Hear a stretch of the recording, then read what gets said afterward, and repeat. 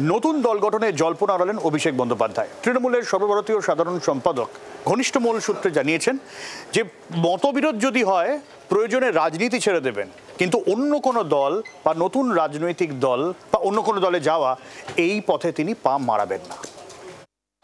বাজারে ছড়িয়ে দেওয়া হচ্ছে নতুন দল আসছে। রাজ্য রাজনীতিতে নতুন দল নিয়ে জল্পনা চলছে বেশ কিছুদিন ধরেই। সেই জল্পনার সঙ্গে হাওয়ায় হাওয়ায় জুড়ে গিয়েছে অভিষেক বন্দ্যোপাধ্যায়ের নাম। মাসখানেক আগে তৃণমূলের রাজ্য সম্মেলন থেকে অভিষেক নিজেই সেই জল্পনায় জল ঢেলে দেন। দলনেত্রী মমতা বন্দ্যোপাধ্যায়ের উপস্থিতিতে স্পষ্ট ভাষায় জানিয়ে দেন তৃণমূল ছেড়ে তিনি কোথাও যাচ্ছেন না।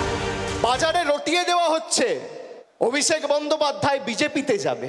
আরে আমার গলা কেটে দিলে কাটা গলা থেকে মমতা ব্যানার্জি জিন্দাবাদ বেরোবে।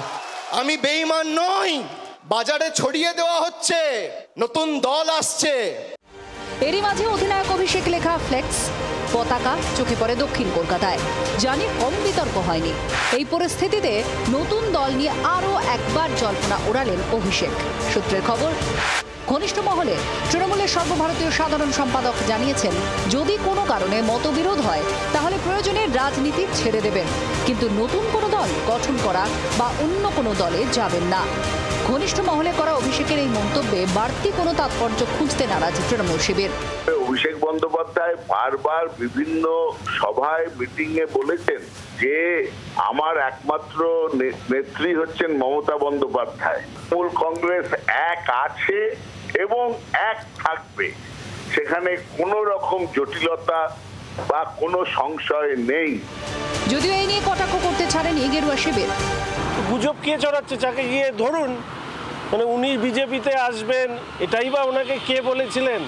তো উনি যেগুলো সামনে আনছেন না কেন, উনি যে দল ছাড়তে পারেন বা দল গড়তে পারেন এই ধরনের কথা তো ওনার মুখ দিয়েই শোনা যায়, অন্য কারো মুখ দিয়ে শোনা যায় না। এখন এটা হতেই পারে ঠাকুর ঘরে কে আমি কলা খাইনি এই ধরনের ব্যাপার স্যাপারের মধ্যে দিয়ে উনি চলছেন কিনা সেটা উনিই বলতে পারেন।